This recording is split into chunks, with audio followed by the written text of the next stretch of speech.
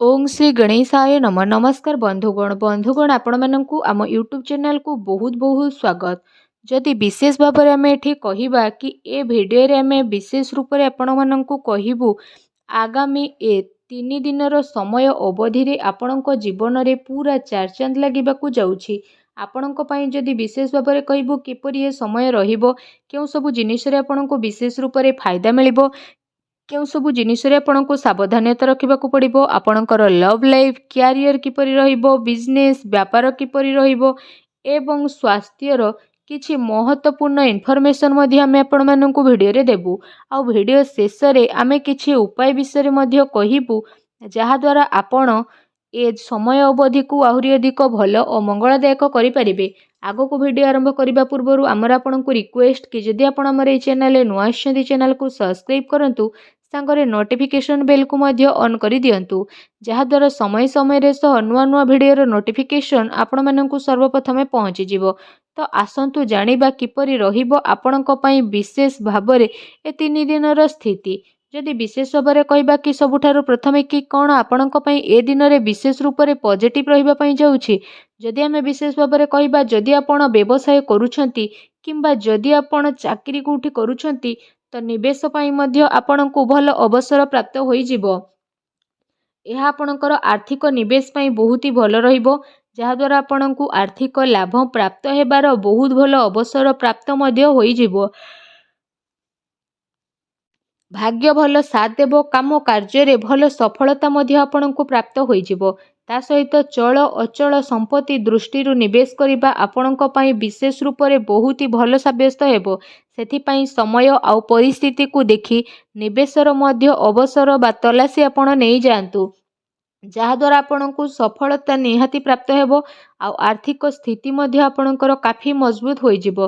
ता सहित कोनोसी अप्रत्याशित आय बा शायद कौनसी प्रोब्लेम रे आपण फसी पारंती ए आयर भल भाव में प्रयोग करंतु जहा द्वारा कौनसी यात्रा बा एमिति किछि गतिविधि रे जोठी आपणकर उद्देश्य अस्पष्ट रहिबो विचार को लोक माननको कुहंतु जहा आपणक दिमाग रे रहिछि।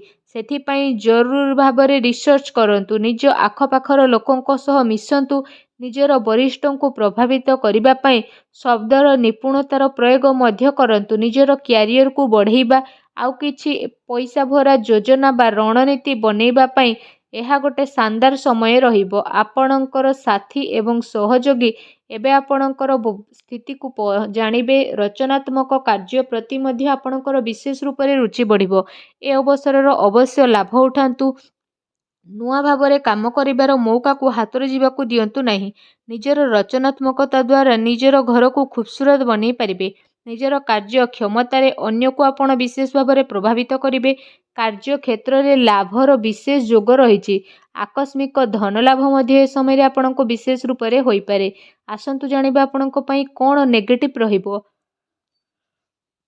घरोई समस्या को दूर मध्य करिबे अन्यथा प्रोब्लेम आसीपारे निज कथार भरोसा करंतु घर परिवार सदस्यों उपरे भरोसा करंतु कौनसी अन्य व्यक्ति उपरे आदु भरोसा करंतु नहीं। अनावश्यक प्रोब्लेम उपजिबो। यह सहित पारिवारिक स्थिति आपणकर चिंतापूर्ण रहिबो जहा द्वारा घरे टिके छोट मोट प्रोब्लेम होई पारे। सेथिपई घर और परिवार रे आपसिक सामंजस्य बनै रखिबा पई चेष्टा करंतु जणे आउ जनक उपरे भरोसा करिकी सबु काम को करंतु निजर दायित्व को निभेइबार पूर्ण प्रयास करिकी आपण माता पितांकर संबंध को मधुर बनै रखिबा पई चेष्टा करंतु। एमिति व्यक्ति पाखकु जांतु जहांकु पाखकु जीवा जरूरत रहिछि जेमिति आपणकर भाई भौणी माता पिता बा पड़ोसी सेमानंकु शांति प्रदान करंतु। ए समय रे सांसारिक एवं व्यवहारिक मामला उपरे ध्यान केंद्रित करिबार नाही बरं निजर दृष्टिकोण को बदलैबा एवं नुआ विचार को भाबिबार समय आसीछि। बहुत सारा लोक आपण को नेकी आग को बढ़िबे एहा द्वारा अधिकतर समय मल्टीटास्किंग रे रहिबो बा से सबु की करंतु जहा आपण करूछंती आ आपण को शीघ्र ही सफलता मिलिबो। किछि नुकसान मध्य आपण को ए समय रे मिली पारे जहा आपण को परिवार को प्रभावित करिवो। आपण विचलित मध्य होई जिवे कार्यभार रो अधिकता कारणरू जरूरी कार्य को आपण समय रे सह पूरा करि परिबे नाही। सेथिपई क्रोधर अधिकता मध्य रहिबो। ନକାରାତ୍ମକ ବିଚାର ଠାରୁ ଦୂରେଇ ରୁହନ୍ତୁ ଏବଂ ଅଧିକାରୀଙ୍କ ଠାରୁ ବାଦ ବିବାଦ କରିବା ଠାରୁ ଦୂରେଇ ରୁହନ୍ତୁ। ଏହା ଆପଣଙ୍କ ପାଇଁ ଭଲ ରହିବ। ଆସନ୍ତୁ ଜାଣିବା ଏ ଟାଇମ୍ରେ ଆପଣଙ୍କର ଲଭ୍ ଲାଇଫ୍ କିପରି ରହିବ। ଆପଣଙ୍କୁ ଆପଣଙ୍କର ପ୍ରେମ ଜୀବନରେ ସମ୍ଭାଳିକି ଚାଲିବାର ଆବଶ୍ୟକତା ରହିଛି। କାରଣ ଛୋଟ ମୋଟ କଥା ବି ବଡ଼ ହୋଇପାରେ ଆଉ ତାର ପ୍ରଭାବ ଆପଣଙ୍କର ପ୍ରେମ ଜୀବନରେ ନକାରାତ୍ମକ ରୂପରେ ମଧ୍ୟ ଆସିପାରେ। ଆପଣଙ୍କର ପ୍ରେମ ପାଇବାର ଇଚ୍ଛା ମଧ୍ୟ ପୂରଣ ହେବ ଆଉ ସେ ବ୍ୟକ୍ତି ଆପଣଙ୍କ ଜୀବନରେ ଆସିବେ ଯିଏ ଆପଣଙ୍କୁ ଗୋଟେ ପ୍ରିୟତମ ରୂପରେ ପ୍ରେମ ପ୍ରଦାନ କରିବେ ଆଉ ଫ୍ରେଣ୍ଡସ୍ ରୂପରେ ଆପଣଙ୍କୁ ସାଥ ମଧ୍ୟ ପ୍ରଦାନ କରିବେ। ଏ ଟାଇମ୍ ଆପଣଙ୍କ ଲଭ୍ ଲାଇଫ୍ ପାଇଁ ବହୁତ ହି ଶାନଦାର ଆଉ ବହୁତ ହି ବେଷ୍ଟ ରହିବ। ପ୍ରତିଟି ସ୍ଥିତିରେ ନୂଆ ନୂଆ ମୌକା ଆପଣଙ୍କୁ କହିବାକୁ ଗଲେ ପ୍ରାପ୍ତ ହେବା ପାଇଁ ଯାଉଛି। ଏ ଦିନର ଆପଣଙ୍କୁ ଅବଶ୍ୟ ହିଁ ଲାଭ ଉଠେଇବାର ରହିଛି। ଯଦି କହିବା ଆପଣଙ୍କର ବ୍ୟବସାୟ କ୍ୟାରିୟର ବିଷୟରେ ତା ବିଶେଷ ଭାବରେ ବ୍ୟବସାୟ ଗତିବିଧି ଆପଣଙ୍କର ସଫଳ ହେବ। କାରବାରରେ ବିଶେଷ ଭାବରେ ଧନଲାଭର ସ୍ଥିତି ରହିଛି। ପ୍ରପର୍ଟି ସେୟାର ବଜାରରେ ବିଶେଷ ଭାବରେ ନିବେଶ କରିବା ଆପଣଙ୍କ ପାଇଁ ଲାଭଦାୟକ ରହିବ। ଅନାବଶ୍ୟକ ଖର୍ଚ୍ଚର ଅଧିକତା ରହିବ ଯାହାର କଣ୍ଟ୍ରୋଲ କରିବାର ଆବଶ୍ୟକତା ରହିଛି। ଏହା ସହ ଚାକିରି କରୁଥିବା ବ୍ୟକ୍ତିବିଶେଷଙ୍କ ପାଇଁ ଏ ଦିନ ବହୁତ ଭଲ ରହିବ। ବିଦ୍ୟାର୍ଥୀଙ୍କ ପାଇଁ ଟାଇମିଂ ମିଲାଜୁଲା ରହିବା ପାଇଁ ଯାଉଛି। ତ ଯଦି କହିବା ଆପଣଙ୍କ ପାଇଁ ବିଶେଷ ଭାବରେ ବ୍ୟାପାର ସମ୍ବନ୍ଧିତ କୌଣସି ଯାତ୍ରାରେ ଯିବାର ଯୋଗ ବନୁଛି। କୋର୍ଟ କଚେରୀ ସମ୍ବନ୍ଧିତ କୌଣସି ଭଲ ଖୁସି ଖବର ମଧ୍ୟ ଆପଣଙ୍କୁ ପ୍ରାପ୍ତ ହୋଇପାରେ। ଏହା ସହିତ ଯଦି କହିବା ଯେଉଁ ଲୋକମାନେ ସରକାରୀ କ୍ଷେତ୍ରରେ ଚାକିରି କରୁଛନ୍ତି ତ ସେମାନଙ୍କୁ ଶୀଘ୍ର ହିଁ ସରକାରୀ ସୁଖ ପ୍ରାପ୍ତ ହେବ। ଆପଣଙ୍କର ଆମଦାନୀରେ ବହୁତ ଭଲ ବୃଦ୍ଧି ମଧ୍ୟ ଆଗକୁ ଆସୁଥିବା ଟାଇମ୍ରେ ଦେଖିବା ପାଇଁ ମିଳିବ। ତା ସହିତ ସମୟ ଆପଣଙ୍କ କ୍ୟାରିୟର ପାଇଁ ବହୁତ ହି ଅନୁକୂଳ ରହିବ ଆଉ ଆପଣଙ୍କୁ ସରକାରୀ କ୍ଷେତ୍ରରେ କାଫି ଫାଇଦା ମଧ୍ୟ ହେବ। ଆପଣ ଆପଣଙ୍କର କାର୍ଯ୍ୟ ପାଇଁ ସ୍ୱୟଂ ଉପରେ ଭରସା କରିକି ରହିବାକୁ ପଡ଼ିବ। ବେରୋଜଗାରଙ୍କୁ ରୋଜଗାର ନୂଆ ଅବସର ମଧ୍ୟ ପ୍ରାପ୍ତ ହେବ। ବ୍ୟାପାର ଧନ୍ଦାରେ ବହୁତ ଭଲ ଲାଭ ମିଳିବାର ସମ୍ଭାବନା ରହିଛି। କିନ୍ତୁ ଅନାବଶ୍ୟକ ଖର୍ଚ୍ଚର ଯେହେତୁ ଅଧିକତା ରହିବ ତେଣୁ ଟିକେ ସାବଧାନ ରୁହନ୍ତୁ। ଯଦି କହିବା ଏ ସମୟରେ ଆପଣଙ୍କ ସ୍ୱାସ୍ଥ୍ୟ କିପରି ରହିବ ତ ସ୍ୱାସ୍ଥ୍ୟରେ କୌଣସି ପ୍ରକାରର ସ୍ୱାସ୍ଥ୍ୟ ରିଲେଟେଡ୍ ଗମ୍ଭୀର ସମସ୍ୟାର ସାମ୍ନା କରିବା ପାଇଁ ବିଶେଷ ରୂପରେ ପଡ଼ିପାରେ। ସେଥିପାଇଁ କୌଣସି ପ୍ରକାରର ସ୍ୱାସ୍ଥ୍ୟ ସମ୍ବନ୍ଧିତ ସମସ୍ୟା ଉତ୍ପନ୍ନ ହେବା ଦ୍ୱାରା ସମୟ ପୂର୍ବରୁ ଉପଚାର କରିବାର ବହୁତ ଭଲ ଆବଶ୍ୟକତା ରହିଛି। ଯାହାଦ୍ୱାରା ସମୟ ଥାଉ ଥାଉ କୌଣସି ବି ବଡ଼ ପ୍ରୋବ୍ଲେମରୁ ଆପଣ ବାହାରକୁ ବାହାରି ପାରିବେ। ସାବଧାନ ରୁହନ୍ତୁ। ଏଥିପାଇଁ ଆପଣ ନିଜର ଖାଦ୍ୟପେୟ ଉପରେ ବିଶେଷ ଧ୍ୟାନ ଦିଅନ୍ତୁ।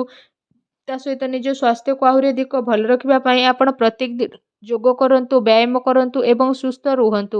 ଆସନ୍ତୁ ଜାଣିବା ଆପଣଙ୍କ ପାଇଁ କ'ଣ ବିଶେଷ ଉପାୟ ରହିଛି। ଯଦି ବିଶେଷ ଉପାୟ ବିଷୟରେ କହିବା ସ୍ନାନ ଆଦି ଆପଣ କରିସାରିବା ପରେ ବିଶେଷ ଭାବରେ ବହୁତ ହିଁ ପ୍ରେମ ପୂର୍ବକ ସାବୁଦାନାର କ୍ଷୀରି ବନାନ୍ତୁ ଆଉ ସେ କ୍ଷୀରିରେ ଆପଣ ଚିନି ବଦଳରେ ମିଶ୍ରି ମିଶାନ୍ତୁ।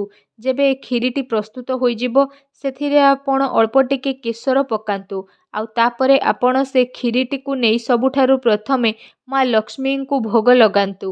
ଏହାପରେ ଆପଣ ସେ କ୍ଷୀରିକୁ ମା ଲକ୍ଷ୍ମୀଙ୍କ ଆଗରେ ରଖିକି ଘର ପରିବାରରେ ବାଣ୍ଟି ଦିଅନ୍ତୁ। ଏପରି କରିବା ଦ୍ୱାରା ମା ଲକ୍ଷ୍ମୀ ବହୁତ ଅଧିକ ପ୍ରସନ୍ନ ହେବେ ଏବଂ ଆପଣଙ୍କର ସବୁ କଷ୍ଟକୁ ଦୂର କରିବେ। ଯାହା ବି ଆପଣଙ୍କ ଜୀବନରେ ପ୍ରୋବ୍ଲେମ୍ ଚାଲିଛି ସବୁ ଦୂର ହେବ। ଭିଡ଼ିଓଟି କେମିତି ଲାଗିଲା କମେଣ୍ଟ କରିକି ଜଣାଇବେ। ଚ୍ୟାନେଲରେ ନ ଆସିଥିଲେ ଚ୍ୟାନେଲକୁ ସବସ୍କ୍ରାଇବ୍ କରିବେ। ଧନ୍ୟବାଦ।